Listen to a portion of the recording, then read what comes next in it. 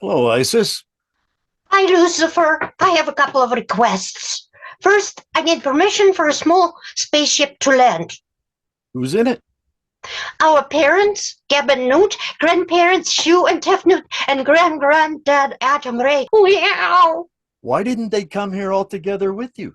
We all went in different ships in different directions, and each of us had to make sure we weren't followed. You see, it took them this long to find us. I'm so happy they're safe. So it's okay for them to land, right? Of course they can land. The same rules will apply to their spaceship. They must leave it in our care, and it must be thoroughly inspected every time they want to use it. Of course. I already told them that. Very good. Congratulations. I'm very happy for you. Are they all cats? Why? Well, I've always been curious about something, but I wasn't sure if it was okay to ask you. I'll definitely let you know. What is it? Why does Set have a long snout like a dog? It saddens me to admit that there was a dog in our ancestry. No way. On our planet, we had dogs too, and a never-ending war between dogs and cats. However, for some inexplicable reason, some dogs and cats had secret relationships. That's why the dogness came out in Set. If a few of you could get along in secret, why not all of you? When we were attacked by the Orion Empire, we fought on the same side. We put aside our differences for the greater cause. Well, So the invasion had a bright side. I mean, I don't mean to make light of it. It was a very bad thing, but it ended your meaningless squabble. wasn't meaningless. Look at Set. You must admit that his dogness is what's making him so repulsive. Dogs are gross. They eat poop. They sniff each other's butts. They're stupid, uncouth brutes. I've never considered the subject before. Dogs have to be governed by some other species like cats or humans, maybe even rats. They're incapable of civilized behavior unless they're kept in a short leash. Despicable creatures. Wow. I see. Are there any other animals in your ancestry? There might be. And I never would have believed that I'd be adding a falcon to the mix. Wow. Is there going to be more family joining you? Besides your parents and grandparents, I mean? Meow. I hope some of the other relatives survived. Aunts and uncles, nieces and nephews, but they'd keep looking for a whole vacant planet for us to settle on. It's just our parents and grandparents came here because they really missed us. Why did you ask? Are you worried that there would be too many of us here? Are you scared of us? You don't need to be. Well, We are not scared of you. that's good. You should worry more about the reptilians on the other continent. They do make me very uncomfortable, especially lately. Yobby keeps watching their disgusting ball games. Every time I walk into the office, he's yelling, get the ball, and foul. Oh, those games are vile. They sacrifice the losing team. I brought it up with him many times. That's really all I can do. He just shrugs and says, that's the best part of the game. And I don't want to talk about it. Here's something that might cheer you up. Osiris has been sending Set notes from the underground.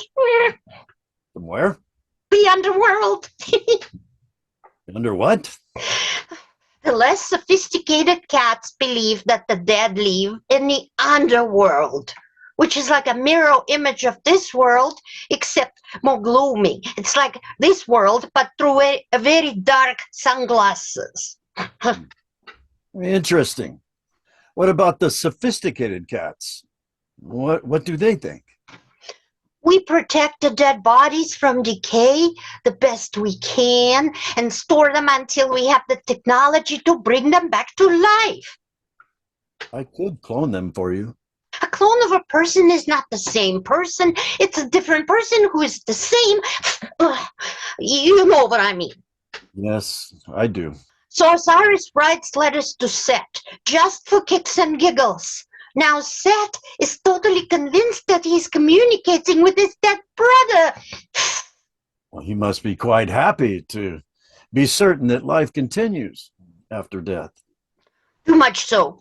Now he doesn't think it's important to preserve the dead bodies. He thinks, why bother if we don't really die for good? He's such an idiot. Osiris, too, giving Set these ideas, stupid proof of the afterlife. We need Horus on the throne before anyone dies. I'm worried about my granddad. He's so ancient. I admit it. I'd like to see that change in your government. This brings me to my second request.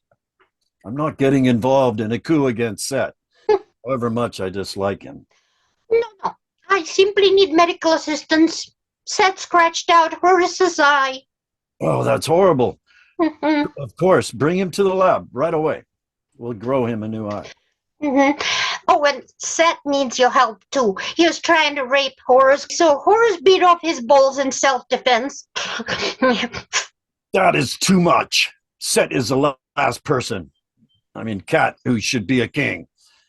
I take back what I said earlier. Is there something I can do to help Horus take the throne?